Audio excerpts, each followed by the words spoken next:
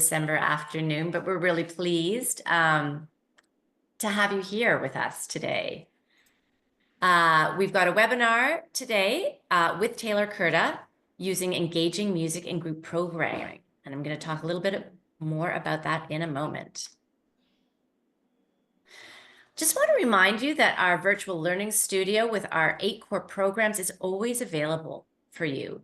It's there for you to improve your music care knowledge and skills. You can learn from experts in an inclusive environment. It's open to everyone. You don't need any musical experience, and you're doing it at your own rate and your own time, according to what's convenient for you.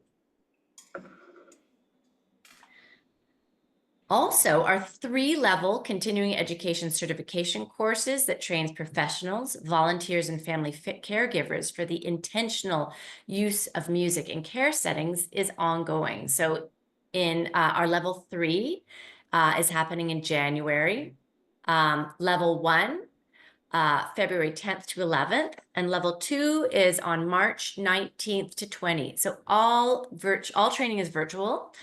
In-person exclusives are available. Just contact Tanya should you want that.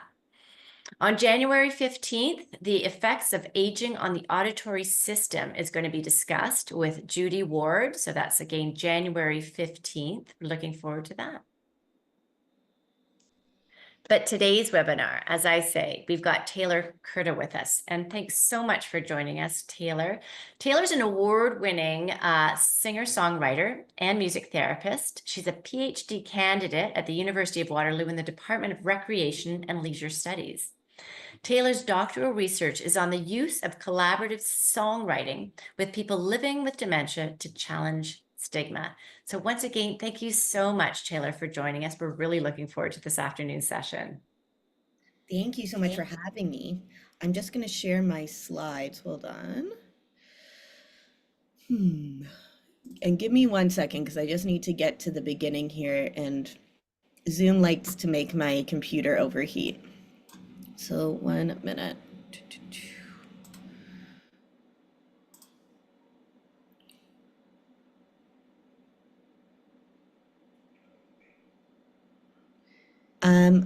What do you see? Do you see like all the presenter mode in this? Do you see Yeah, so we see the main slide, but we can also see the little slides underneath. Yeah, okay, hold on. Let me fix that. Give me 1 second. Sorry, everyone. No problem.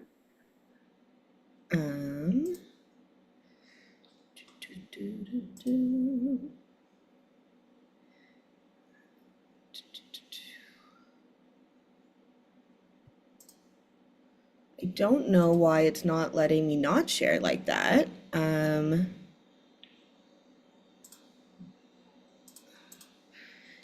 Hold on, sorry.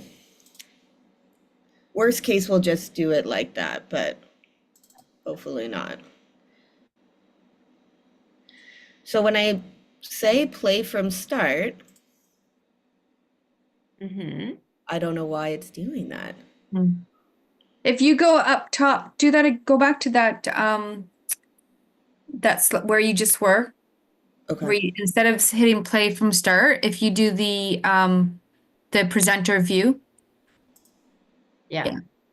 We'll try that one. Nope, same thing. You know what? Oh, well, it is what it is. I've been finding Zoom has been ridiculous lately, so. Yeah, okay. Hold on. Glad it's not just me. Now I can't see anyone. Yeah, there's something going on here. Okay. Oh, now do you just see it normally? Okay, great. And you can hear me. So you didn't hear. Yes, we got it. It looks great. We can hear you. Sorry about that. Okay. Yeah. I don't know. Zoom. It decided to change on us after all these years. Okay, well, hi everybody. Sorry about that slow start. I'm Taylor. I'm so happy to be with you all today. Thank you, Jill, for that lovely introduction and for having me today. This is what we're going to be doing. I really wanted to talk about how to lead engaging music programming in long-term care. I'm asked a lot, I'm of people coming to me and saying, I'm leading these big groups in long-term care and I'm really having a hard time keeping everybody engaged. As a music therapist, I struggle with that too. So I wanted to create a presentation with some tips and tricks, which I hope might help everyone create just more engaging and more fun, really, programming. So this is what we're going to do today. And I'm just going to move you all because I can see all your faces and not my slides. There we go. So what we're going to do is we're going to reflect on the challenges we face when leading music programs in long-term care or retirement homes, explore the state of music programming in long-term care, and challenge what leisure can look like in these spaces. And I'll explain that in a little bit. I'm going to describe some music programming ideas which align more with the leisure values of older adults. And then hopefully at the end, I think we're going to have time to create our own music program together. Okay, so just a little bit about me. I mean, Jill did a good job, but I'm Taylor. I started in this industry, in the music industry, as a singer-songwriter. But I realized very quickly that that industry probably wasn't for me. I was very tired. I didn't like gigging at bars late at night. But I decided then I wanted to be using music more interpersonally with people. So I went to school for music therapy and I did my undergrad at Wilfrid Laurier University, and then I did my master's at U of T in music and neuroscience. And during this time, I was also working in long-term care where I was leading a lot of big groups for the residents there. We did massive choirs. There were 60-person choirs. I did a lot of like music and education groups with residents. So I'm going to explain some of that today. But then after working there, I went back to school to do my PhD, where I'm doing, like Jill said, collaborative songwriting with people living with dementia to challenge stigma.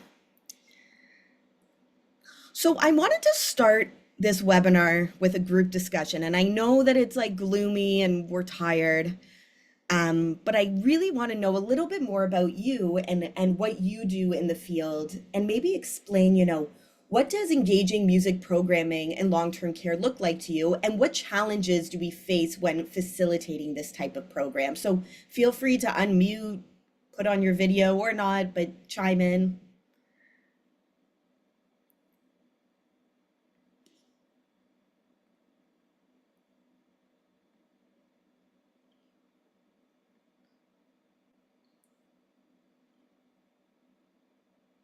That's okay. It's always silent at this part. I'll say that this is what it looks like to me, and then maybe we'll get some voices. So engaging music programming in long-term care for me has shifted over the years, actually. When I first started in the field, I thought about music programming as only being used um, to sort of treat symptoms of illness and disability, which I'll explain in a little bit. And what I found when I had this mindset is that my music programming wasn't that engaging, and I wasn't getting the numbers I wanted at groups, because I really love leading big groups and not everyone wanted to come. So then I started to shift my mindset of all the ways that music can enrich our lives. And once I took this idea that I needed to use music to fix or cure disability, I was able to have a lot more fun. And because of that fun, my groups became more fun. So to me, engaging music programming looks like, people interacting with one another, speaking with one another, laughing. Humor is a big part about engaging music programming to me.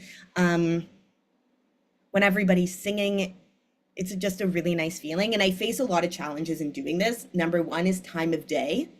Depending on the time of day that I'm doing music programming, sometimes people's energy are just lower. That's a big challenge.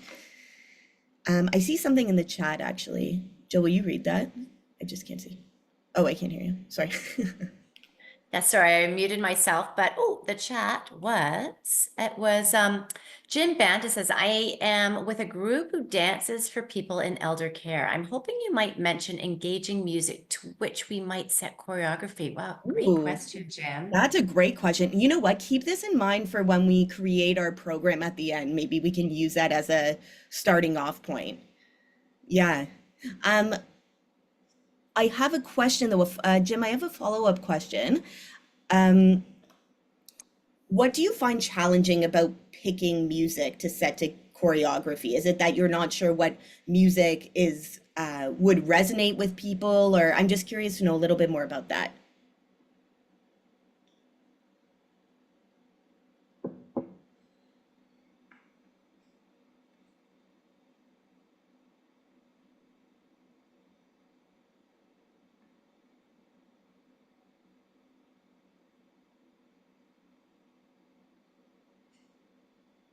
And that's okay. We can also come back, but we can use that as a starting off point for when we create a program. Oh, sometimes we find interest lagging quite quickly. Yeah, you know, sorry. It's difficult sometimes to keep the energy up in programs, especially with a lot of people. And I'll discuss some tips and tricks on how to do that a little bit later. Are there any other challenges people face when it comes to facilitating music programs in long-term care or retirement or in the community as well with older adults? I've got one, Taylor, that Yeah, I'm not a rec staff, but I work with people in recreation. And one of the questions that comes up, the challenges that comes up over and over is when somebody is coming from outside the organization to provide programming, basically they feel like they're not given support from the staff. It's sort of like, here's our group, bye-bye, we're off now. And so I've yeah, been hearing from quite a few individuals the challenges around that. And it's about kind of the education process. Like you guys have to understand what I'm doing, and I do need support, and I don't need you coming in and giving people medication at different times during my programming, which is disrupting. So that I'm hearing over and over again. yeah. No, that's a huge thing of I think that there's this misconception that, and we'll get into this actually in the next slide, but that music is sort of this like distraction almost where people can, bring residents and that can be used as a distraction from other things, and not really understanding like the deep meaning that music can bring to people's lives. Something that's challenging for me when I go into a home where I don't know anybody and I don't know the residents. It's really hard when staff don't know the musical preferences of the people I'm working with. Mhm. And when I don't know the musical preferences of what people are of what the musical preferences of residents, it's really hard for me to make engaging programming because so much of music that we resonate with, that we like, um, that we want to dance to and move to and sing to, is music that is important to us. So that's a big challenge for me. Um, Oh, Kathy, that's great. So Kathy says, engaging music programming in long-term care can be magical. So true. Challenges are in the education of how it can be person-centered. Can you elaborate a little bit on what you mean by that?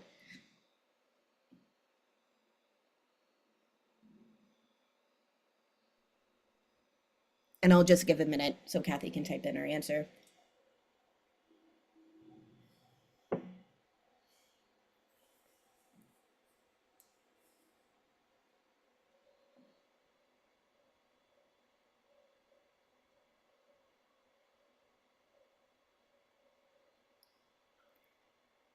Inviting the individual in the programming process. Yes. So I think sometimes, and tell me if when I explain this, if I'm getting at what you mean, but sometimes the way we're taught to use music in any sort of um institutional setting is that we sort of put music onto people and forget that we really need to be musical collaborators. And so it's not enough to go into a space and have a plan. That's great to start with a plan, but we really need to be using techniques where we can collaborate on the spot with the people there and what music is meaningful to them. Okay, so I seem to have got your point. Thank you so much for sharing. And we'll do another discussion in a little bit. And if something comes your way, feel free to put it in the chat.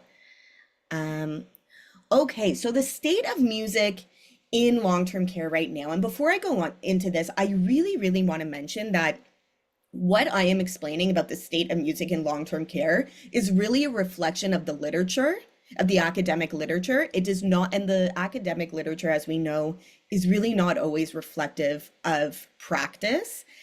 But as I'm in academia, a lot of my work just is situated within the academic literature. And something I find really troubling is that in the music literature specifically, when somebody is diagnosed with a disability or illness, leisure automatically becomes medicalized. So we see this a lot in long-term care, which with every type of leisure becoming a therapy.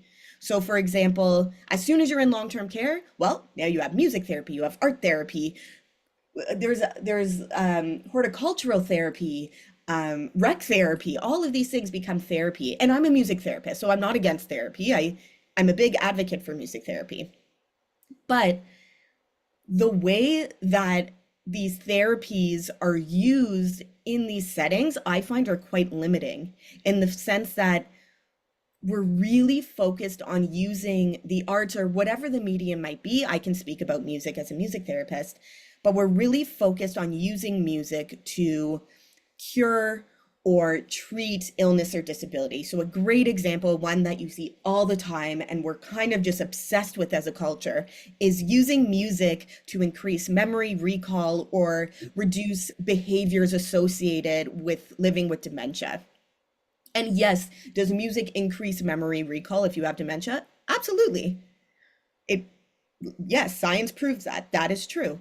And can it decrease wandering behaviors or anything? Of course. But when we only focus on music to treat or cure illness or disability, I argue that we really are missing so much of the picture, and our programming can become quite dull. Like I've seen a lot of programs which focus only on doing this, and residents don't want to be there. They're like, they just don't come because it's not fun for them. I just want to make sure I touch on everything I wanted to say about that. Yes, I did. Okay. So how does this impact music programming in long-term care? So I touched on this a little bit in that our programming can become dull. It makes it so we don't think as creatively in our programming. And it's not that fun for residents. So for example, I've been working with people living with dementia specifically for years. I don't even know how many people I've worked with, but I know for sure not one person has come to me and said, I really want to use music to increase memory recall. That has never happened, but I have over and over and over had people come to me and say, music is so meaningful to me. I really just want to, when I get lost in the music, it reminds me of, of who I am and who I can be, and all of these like beautiful magical things that we don't get when we just think about music as curing or fixing disability. Okay. So as I said, when I started in the field, I was really situated in this sort of mindset that the way I use music as a music therapist is to, like I said, cure, treat disability. And it wasn't until actually I started in my PhD where I was introduced to all these courses and theories and ideas where it sort of challenged my perceptions of how I was thinking about music in these settings. And there's a very cool theory that was developed with people living with dementia, but can also be extrapolated to be relevant to people living in long-term care more generally, and also outside of long-term care with children, any sort of institutionalized setting. This is a very interesting model called living and celebrating life through leisure. And this model, which I'm going to explain in a minute, was developed through a participatory research project where researchers asked people living with dementia what was important to them in their leisure experiences to challenge this dominance of using leisure for medical outcomes. And so I'm going to explain what people said. So these are themes that emerged from the data, and I'm going to go through each one of them now. So the first thing that people said was important to them in their leisure experiences was being me. And what being me means is supporting expressions of who we are, our identity, what's important to us. So for example, when I think about being me, I think about the lives that all of these people have lived, these like really rich and meaningful lives. So for example, my husband's grandfather was a structural engineer. He was a structural engineer for the reference library and City Hall, and it was like so deeply part of his identity. He was coding well into his 90s.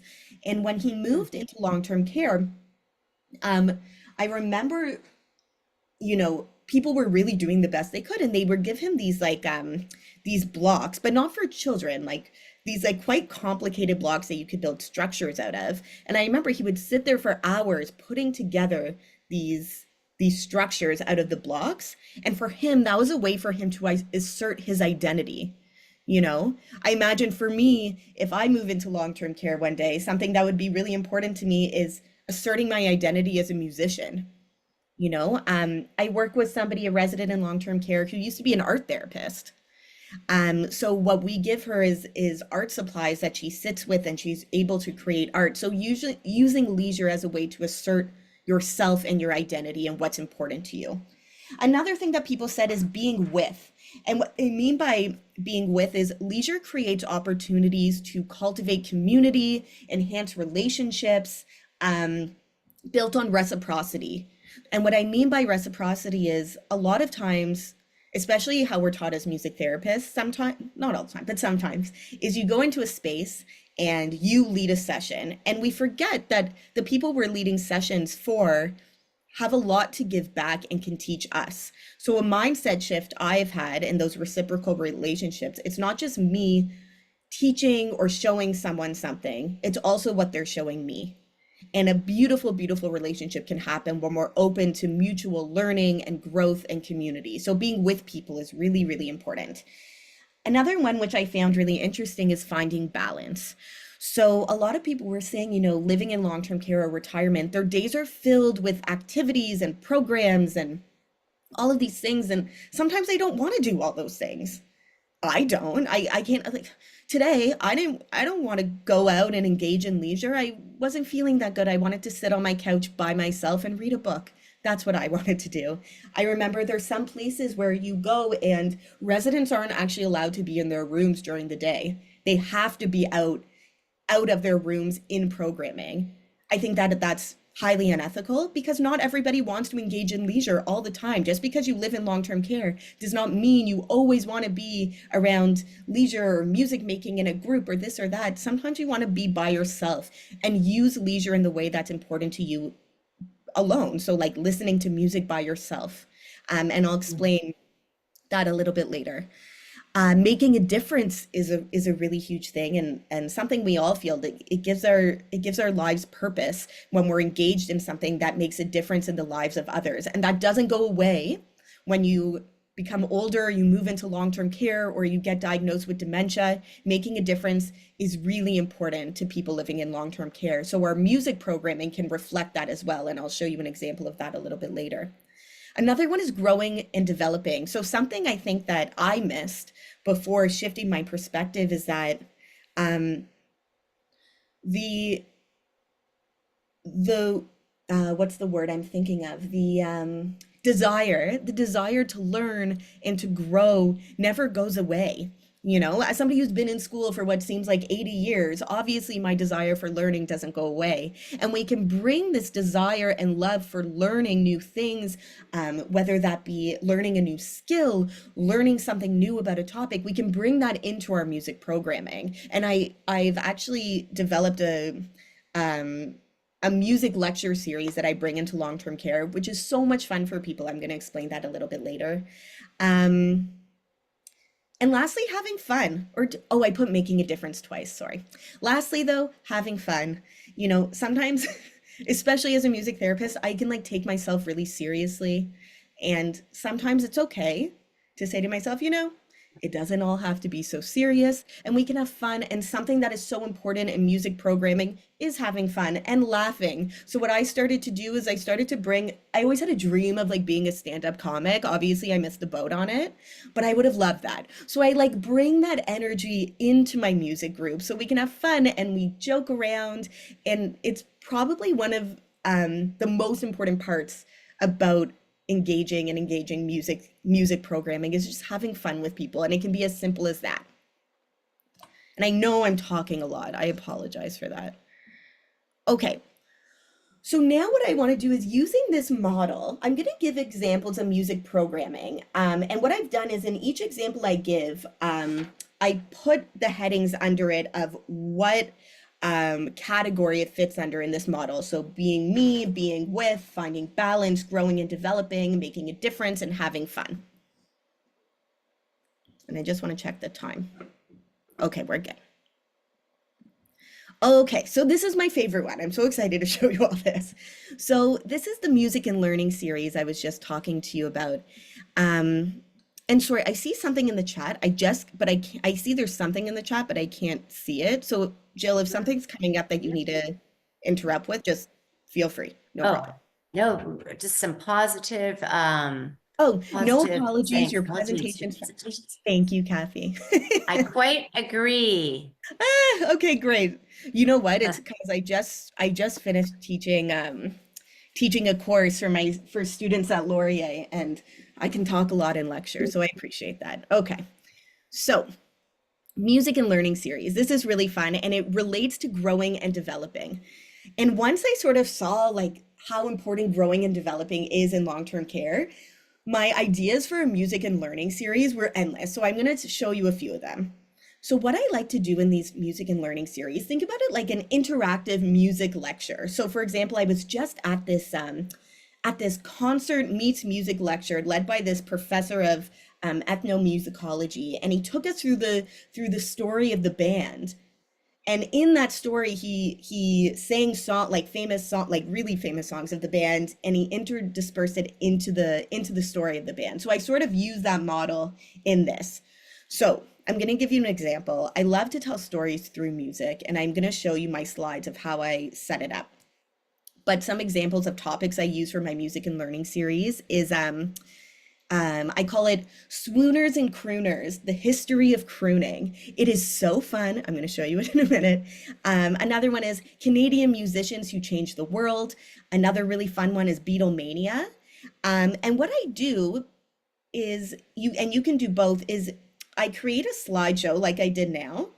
And I bring up, I'll show you a photo of a crooner, let's say for this example. I give the history of that person, and then I place lyrics of songs. And what you can do if you play music, you can just play that song with the group.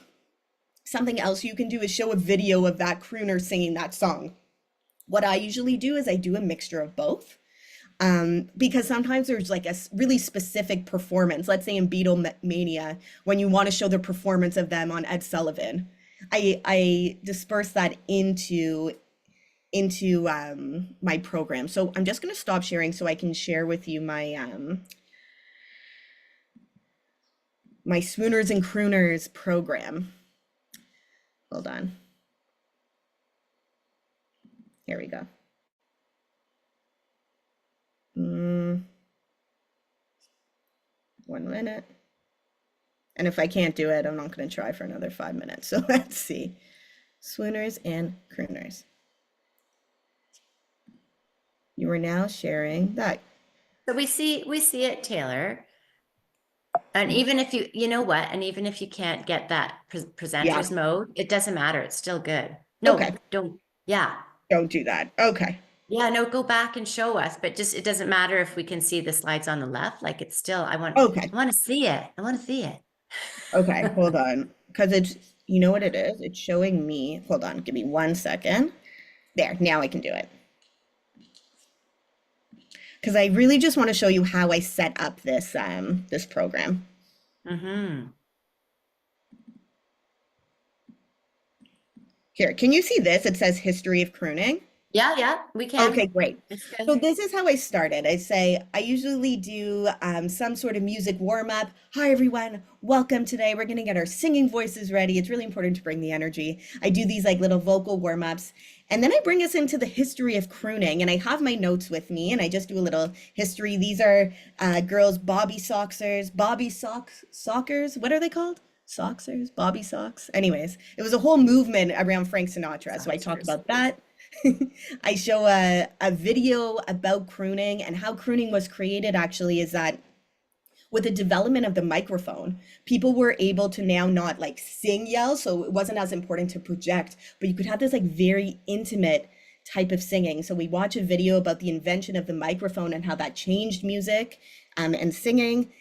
Then we go into, like who was the king of crooning? Who started this all? Well, obviously it was Bing Crosby. We go into the songs that he sang. And so I have these up here, and I sing them, but you could also show videos easily. Of course, Frank Sinatra, so we go through that and his songs. Dean Martin, we sing the songs about that, and I'm happy to share with you after if someone would use it. Um, yeah, and then we get into some actually a discussion at the end of, would you consider Paul Anka a crooner? Why or why not? And we have a discussion about that. He is a crooner, in fact.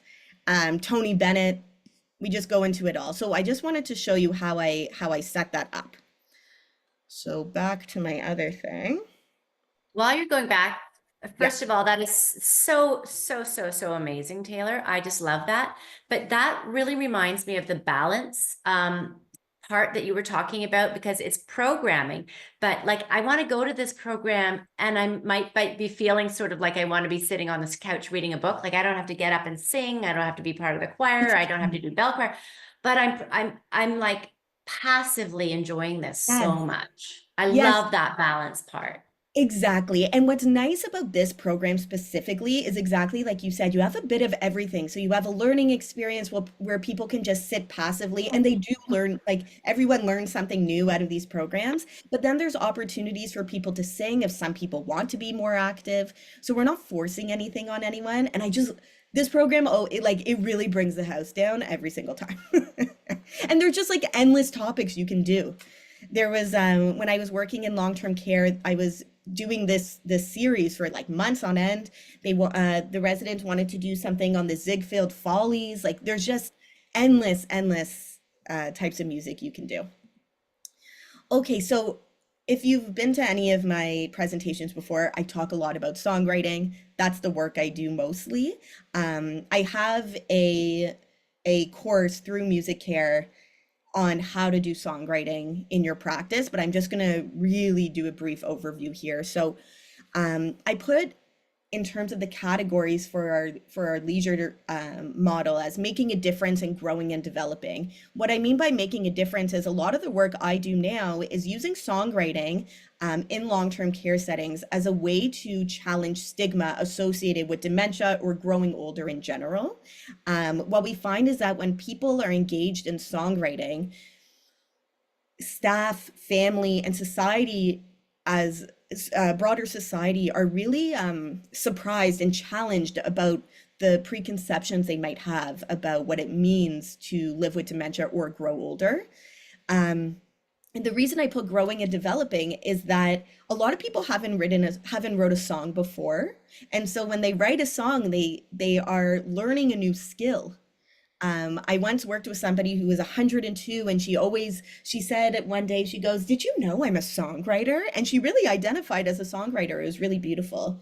And just some like very simple ways to use songwriting in practice is creating new lyrics to meaningful songs. So something I use in practice a lot is My Way. And how can we put new lyrics to that song? So something I ask people is, um, describe a time in your life where you did something your way, and maybe other people didn't agree with you, but you did it anyways. And we create a song around that. And that's also actually a way to, sorry, Jill, go ahead. Oh, this is just so brilliant, but I think it's a really great opportunity to jump in with Susie's comment, which is, I'm just going to read it right now. I know Thank you. that this presentation is focusing on long-term care, but I also think it's important to use music to remind people about their ability rather than disability. I would like to see this used in the care of chronic pain and PTSD in our Canadian veterans who have difficulty with identity and transition back to civilian life, hoping to develop something for them outside of an institutional environment. I'm not a music therapist, but I work at a research facility funded by Veteran Affairs.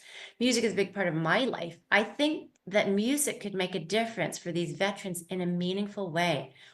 What a perfect example, Susie. I hope you made that connection. Like, what, My way, Yeah, like just exactly. experience, like, um experiencing the trauma of conflict and PTSD, that this might be an incredibly therapeutic way of addressing that. Absolutely. And I want to say, even though I'm focused on long-term care because that's where my research is and my practice is, what I love about all of this work is that it can be used with so many different people. Music isn't can't it's not just using music with one population. You know, I teach a course using all of these methods for my students who work with children, right? Like it's just about adapting them. So I think that's great. I think especially for veterans with PTSD, it's a way to, like you said, highlight people's strengths. And music can really do that, especially songwriting actually is such a good medium for that. And I'm happy to talk to you more about that after if you're interested. Thank you so much for sharing that. Um, yeah, so I just wanted to give a few examples of how to use songwriting in practice. But again, if you want to know more, I have that course on the Music Care website, and I'm happy to talk to you after as well. Okay, so this is something I do a lot in practice, a glee club or a choir, which includes being with, because you're singing with others, being me. And what I mean by this is a lot of people used to sing in choirs, and then when they move into long-term care or retirement homes, they don't get the opportunity to engage in that in the same way. And lastly, having fun. So when I was working in long-term care, I set up a choir, and there was like 60 people in this choir, and we had an absolute blast. We had the best time. We started with a warm up, and so we got really silly with it. You know, we did all these like sighs and la la la la la la la. Like it was fun. We just had a really good time. What I love seeing is through this choir over the about 2 years we did this choir, um, a lot of friendships emerged. There were people in the home who wouldn't have had an opportunity to interact otherwise because there was people from each floor who were part of the same choir, and some really deep friendships emerged. Actually, my favorite thing is that the home I was working with didn't have a large Jewish community, but there were two Jewish women who actually met in the choir, and then their families and them celebrated the holidays together there, and they found out about each other through this choir. So it's a way to make connections in the home that you might not otherwise make. So this is how I do a choir. I start with a fun warm up, like I said. Then as a group, you choose 5 to 6 songs to practice. So it's usually helpful to do something around a theme. I think one year we did musicals, so all the songs we did were songs from musicals. Then I take those songs and I print out songbooks, which is really helpful for people to have. Even if they're not able to read anymore, I hand everybody a songbook so everybody has the same thing in front of them. And then after practicing for a few weeks, we invite staff, residents, and family members for a performance. And it's really fun. It's fun for the staff to see residents in a different way. And this is a very, very simple thing to do, but it's just fun. And I think that that's really important in programming, and it's super engaging. Um, okay, so another thing is intergenerational music programming, which includes being with, because you're with other people, being me, which I'll explain in a minute, and making a difference. So when I was working in long-term care, I led a group for residents and parents who were on parental leave with their babies, and they would come in. We would read stories and sing songs, and the residents would, read stories to the babies and sing to the babies. And a lot of the women who really identify as being a mother were able to like reassert their identity as a mother through this program. Another example is bringing high school or elementary school students into long-term care or retirement, where you do a music share or just a sing-along in general, but you can also partner people up with each other and share music which is meaningful to the other person. Yeah, and something that I really like to do here is also include opportunities for advice for older adults to give younger people advice. And I think that you can really integrate music into that program, and makes people feel, and not feel, because they're making a difference in these people's lives. I just want to jump in here Yeah, again, please. Taylor, as a teacher. We're the programming. This programming would completely work in an educational setting as well. But as teachers, we're always asking ourselves, like, how can we make this meaningful? So anything like performance, practicing, learning together is just a great, we're constantly looking for that kind of opportunity. This is that opportunity. Exactly. Um, I think this is last. Oh no, I have one more after this. But sing-alongs, again, super simple, having fun, being with the community. What I like to do in my sing-alongs is I like to pick a theme. So either travel, camping, musicals, and all the songs take us through the theme. So for example, I just got back from my honeymoon. I was in Paris. So I came back and I was leading a session in long-term care, and we decided to travel through the world with all these different songs, and we picked songs that were from people where people were from. So for example, one woman there's from Scotland, so we sang Loch Lomond, and we traveled to all these places. We went to Jamaica, we went to Ireland, we went to Italy, things like that. It's just fun. Another thing you can do is I love doing a campfire where you sort of create, I don't know, you can do it out of like am I okay? Okay. Paper towel rolls. You can make these like logs and like make a fake fire, have people sit around, because lots of people have been camping as a kid, or were part of Girl Guides or Boy Scouts or anything like that, and we sing songs around the fire that they would sing then, and it's really fun. You can hand out s'mores if you want. It's just a fun time. If you're not comfortable singing, or you don't play an instrument, something that's really fun is doing a karaoke night. Um, where you can like hand out drinks and snacks and set up lyrics on the screen and play the karaoke songs. Just a super fun, easy way to lead engaging music programming. Lastly, music appreciation. So like I talked about before, sometimes we just want to listen to music.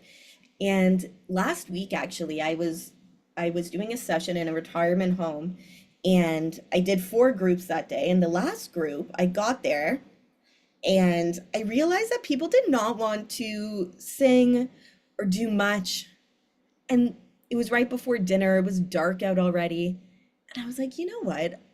That's okay. I need to figure out why I always feel the need, to make people engage in music. Like, where is that coming from? And sometimes people just want to sit and listen to music. I am one of those people too. I don't always want to shake a shaker or do a bell. That's important sometimes, but not all the time. So I sort of just said, huh, okay, I'm going to use this opportunity to just be with people in a relaxing environment. And we sang, song, like people said they want to hear songs that are relaxing, that are soft, that are slow. And so I just sang songs like that for about 45 minutes as people just sat and listened. And then at the end, people came up to me saying, thank you, I just wanted to listen to music, thank you. um, a way to do this in practice is playing meaningful music before dinner or bed. You can do this by playing live, or by creating a playlist and just having it on. And it's really nice to have residents help you with picking those songs and what's meaningful for them. So I just wanted to end with some tips and tricks of how to do this sort of programming. So like I said, this framework, this theory that I use is really helpful for me. So what I do is I ask people that I'm working with, which one of these components is the most important to you? And then I build programs around that. So we go through being me, being with, finding balance, growing and developing, making a difference, having fun. What is important to people? And you don't need to go into detail about all of these things. You can kind of get a sense just by having a really quick conversation with somebody or a group of people, and then plan the activity or the program around that. 2, obviously, really important to use music which is meaningful and culturally relevant to the people you're working with. For example, I do work in a Jewish long-term care home, and I'm Jewish, so I was singing a song in Hebrew, and this woman who's a Holocaust survivor said to me, that song is so meaningful to me because when I got to Canada, it's the first song I heard and it made me feel welcome. And that was just a really beautiful moment, and reminded me of the importance of culturally relevant music. And lastly, probably the most important, not always, but mostly, it's really important to bring energy and use humor. You know, um, People are funny. You know, people are really funny and have hilarious jokes. And how can you bring that into your sessions? That could be a whole session, a whole webinar on its own. But I just wanted to end with that and the importance of yeah, bringing the energy to your work. Um, so now, before we leave, I wanted to build a program with everyone. So there was actually an example that somebody gave at the beginning about a dance program. Um, so why don't we use that as our program and think about step one, which is which one of the categories does it fit into? Being me, being with, finding balance, making a difference, growing and developing. Why do I keep saying making a difference twice? Anyways, and having fun. So what do we think sorry, I forget who was talking about the dance program, but if that person could just share a little bit more about what the program is and we can go from there. So it's Jim who, I am with a group who dances for people in elder care. Hoping you might mention engaging music, to which we might set choreography. Right. So when I think of doing dance programs with older adults, there's a few of these categories that it actually fits into. It could be being me. I work with somebody actually who was a professional dancer, and whenever I see her, she talks about how important dance is to her. So if somebody's a dancer, that could be in an identity affirming program. Being with, if it's a group program, dancing with people is really important in building community and relationships. Growing and developing. For example, I don't dance. I'm so bad at it. But if I was learning choreography, that's a way that I could learn a new skill. And I think it also fits into having fun. Yeah, it's just fun to, you know, let go and be able to dance with people. So yeah, I think those are the categories. So we'll start there. And after that, how does music fit into that? So what I would do is I would ask people in the group, you know, what music do they like to dance to? What music is meaningful to them? With the example of the woman I told you who's a dancer, she's from Jamaica and she loves, loves, loves dancing to Jamaican music, specifically Harry Belafonte is really important to her. And so when she's dancing, she likes to turn on Harry Belafonte. And the only way we can know what people like to dance to is by asking them. Um, and if the people you're working with aren't sure or can't remember, then it's about asking people who know them, you know, what music do they like, and bringing that into this session or into the program. And then lastly, what I do after that is once I have an activity, I make a list of the materials I need. So for example, in a lot of the music programming I do, I use, I have them here, but you know, like, what do you call them, Jill? Do you call them bells or bars? I call them tone bars, but Mm, uh, Probably bars. Yeah, just the I'll show you. single. I'll Yeah, show you what it is here. Hold on. because the bells I think are the ones we use with bell choirs. That's what I. Okay, these ones look like this. Hold on. Ooh, can you see it? Yeah. So those are like bars, right?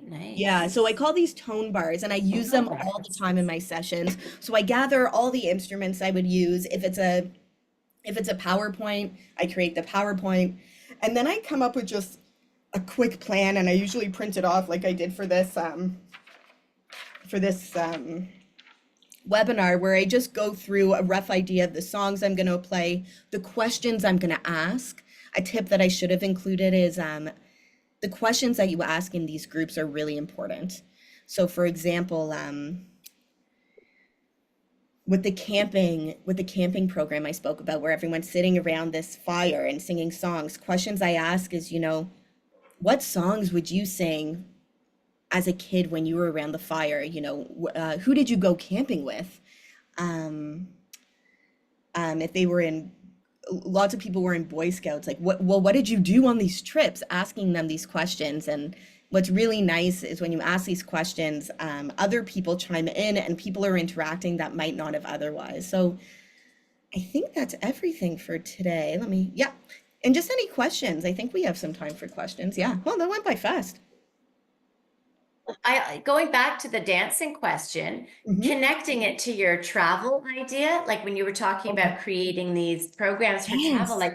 like, what if you're in, South America, I'm looking at salsa or bossa nova, and then just so you're having that travel moment, that travel program, listening to the music, and then just trying a few salsa steps, which, that would be so Yes. fun. So connecting it to that kind of Jill, great idea. That's a great program. idea. Yeah, it'd be fun, right? Yeah, totally. Taylor, I had a question sent to me. Sure. So Rhonda would like to know where you are getting your PhD and what is it in? I'm getting my PhD at the University of Waterloo. Um, it's in the Department of Rec and Leisure Studies, but it's very confusing. But the program is aging, health, and well-being.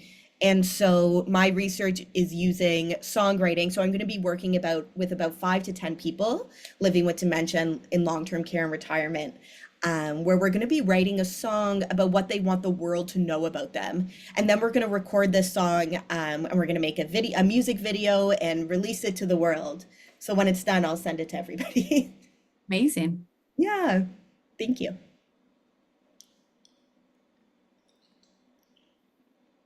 Are there any other questions?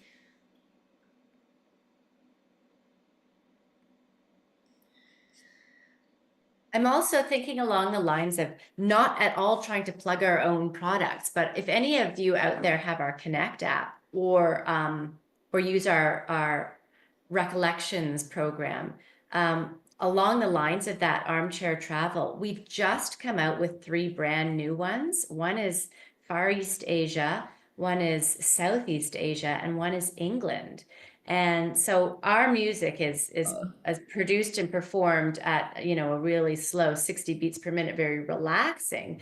But I was part of the sort of the production process, and I can just say they are so enjoyable. And I'm thinking about that kind of along the lines of that kind of more passive program where people are, don't have to do that much, but can sit and enjoy it. And just being like putting on our Far East Asia recollections, the pictures from China and Japan are incredible. Could bring up so much conversation. Think about adding on a little bit of, maybe jasmine tea and fortune cookies at the end of it, just having this sort of experience around it. And I'm just saying that works well with this brand new collection that we've got out. and also a really good way to make your programs culturally diverse, Yes, and how important exactly. that is in our programming. So that's great. Yeah. And authentically, not just, Yeah. typical scenes, but, we actually worked with people from China, Japan, and India. So it's really authentic. And if you have people from those cultures, it feels so good. You're back there. You've been brought back there and you're listening to the music from these cultures and seeing the images. So it feels good. And if you're not from that place, then you've gone there for the afternoon. Totally, totally. Yeah, thank you. I'm gonna share my email if anyone wants to connect. I love connecting, so just give me an email, send me an email. Are there any other questions? I'm just gonna stop sharing so I can see all of you.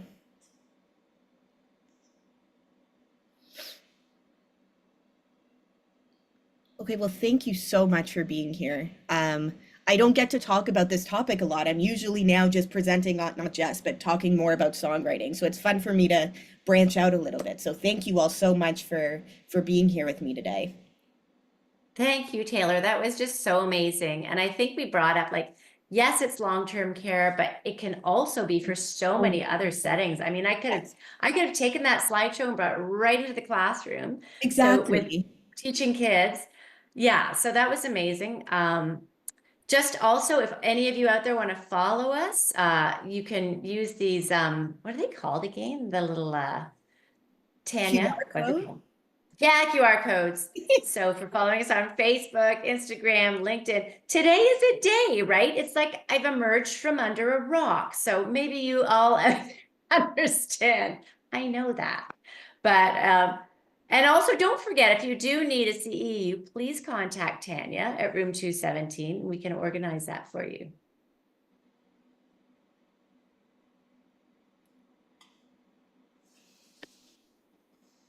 That's great. Yeah. Thank you all so much for coming out on this rather dull day. It certainly has brought light to my afternoon. Thank you so much, Taylor, as always. Thank you for having me.